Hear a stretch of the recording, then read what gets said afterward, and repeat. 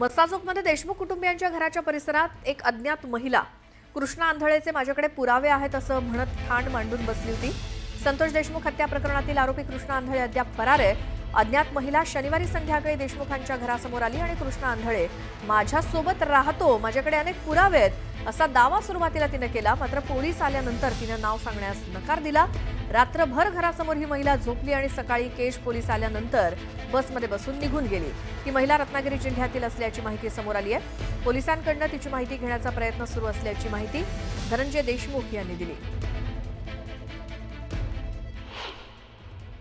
ती महिला असं सांगत आहे की माझ्याकडे काही पुरावे आहेत, कृष्णा आंधळे कुठं राहत होता, त्याने काय केलं, असं काहीतरी प्राथमिक माहिती देत होती ती। परंतु संध्याकाळी ती ज्यावेळेस महिला इथं थांबल्या त्या आणि ज्यावेळेस सकाळी इथून निघून गेल्या, मग त्यांनी काही जास्त माहिती त्यावेळेस दिली नाही। एवढीच आमच्याकडे माहिती आहे। परत मग जी काही पुढील कारवाई आहे किंवा जी काही पुढील तपास आहे याविषयीचा ते केस पोलीस स्टेशनला आम्ही कळवले, त्याप्रमाणे ते आम्हाला माहिती देतील।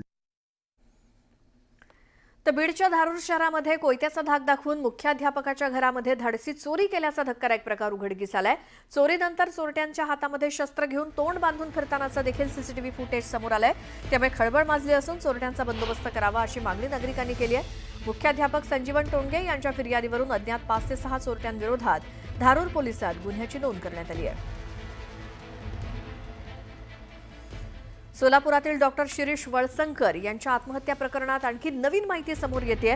पोलिसांकडून डॉक्टर वळसंकर यांचा मुलगा अश्विन आणि सून सोनाली यांची चौकशी होण्याची शक्यता आहे। संशयित आरोपी मनीषा माने हिची पोलीस कोठडी दरम्यान चौकशी सुरूच आहे। आता कुटुंबियांची सुद्धा चौकशी होणार असं पोलीस सूत्रांकडून कळलंय।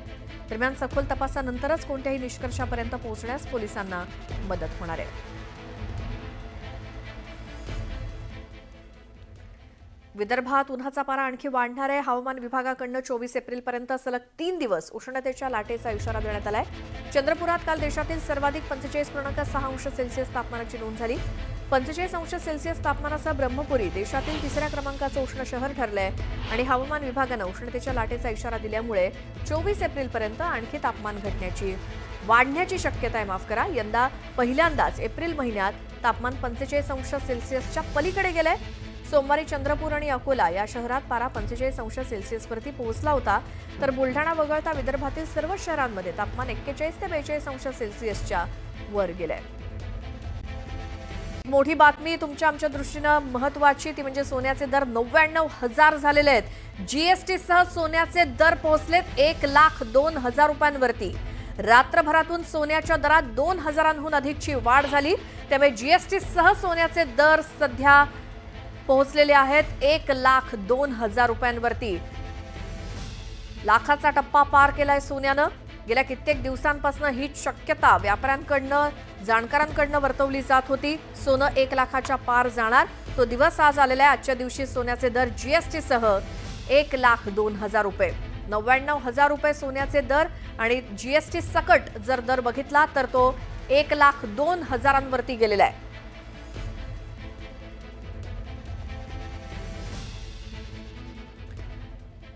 माजी आमदार झिशान सिद्दीकी यांना पुन्हा एकदा जीवे मारण्याची धमकी देण्यात आली आहे। झिशान सिद्दीकींना ईमेलवरनं ही धमकी आली आहे। डी कंपनीच्या नावानं धमकी देण्यात आल्याची माहिती मिळते। धमकी मिळाल्यानंतर पोलिसांच्या पथकानं झिशान सिद्दीकींचा त्यांच्या घरी जाऊन जबाब नोंदवला। या प्रकरणी सायबर पोलिसांकडून सुद्धा तपास सुरू करण्यात आलाय। 12 ऑक्टोबर 2024ला बाबा सिद्दीकी यांच्यावर गोळ्या झाडून त्यांची हत्या करण्यात आली होती। आता पुन्हा एकदा झिशान सिद्दीकी यांना धमकी आल्यामुळे सिद्दीकी यांच्या कुटुंबियांच्या सुरक्षेचा प्रश्न समोर आलाय।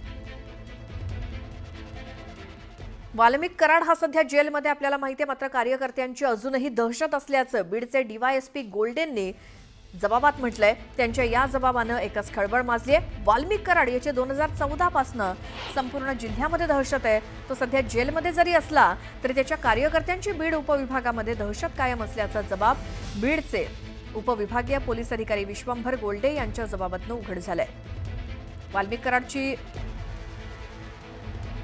वाल्मिक कराड जेलमध्ये असताना सुद्धा त्याची किती दहशत आहे बाहेर हे यावरनं स्पष्ट होतंय। मस्साजोगचे सरपंच संतोष देशमुख प्रकरणाचं दोषारोपपत्र दाखल झाल्यानंतर दिलेल्या या जबाबातनं अनेक धक्कादायक गोष्टी समोर आल्या आहेत। यातच आता उपविभागीय अधिकारी विश्वंभर गोल्डे यांचा जबाब समोर आलाय।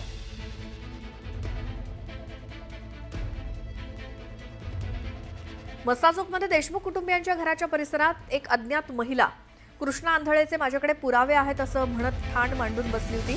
संतोष देशमुख हत्या प्रकरणातील आरोपी कृष्णा आंधळे अद्याप फरार आहे.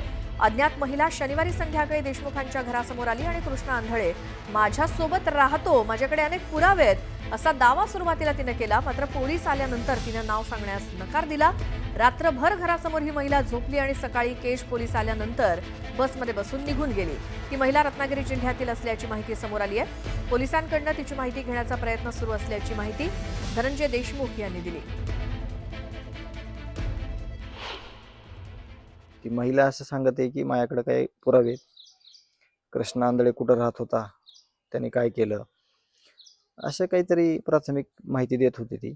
परंतु संध्याकाळी ती ज्यावेळेस महिला इथं थांबल्या त्या आणि ज्यावेळेस सकाळी इथून निघून गेल्या, मग त्यांनी काही जास्त माहिती त्यावेळेस दिली नाही. एवढीच आमच्याकडं माहिती आहे. परत मग जी काही पुढील कारवाई आहे किंवा जी काही पुढील तपास आहे याविषयीचा, ते केस पोलीस स्टेशनला आम्ही कळवले, त्याप्रमाणे ते आम्हाला माहिती देतील. तर बीडच्या धारूर शहरामध्ये कोयत्याचा धाक दाखवून मुख्याध्यापकाच्या घरामध्ये धाडसी चोरी केल्याचा धक्कादायक प्रकार उघडकीस आलाय. चोरीनंतर चोरट्यांच्या हातामध्ये शस्त्र घेऊन तोंड बांधून फिरतानाचा देखील सीसीटीव्ही फुटेज समोर आलंय. त्यामुळे खळबळ माजली असून चोरट्यांचा बंदोबस्त करावा अशी मागणी नागरिकांनी केली आहे. मुख्याध्यापक संजीवन टोणगे यांच्या फिर्यादीवरून अज्ञात 5 ते 6 चोरट्यांविरोधात धारूर पोलिसात गुन्ह्याची नोंद करण्यात आली आहे.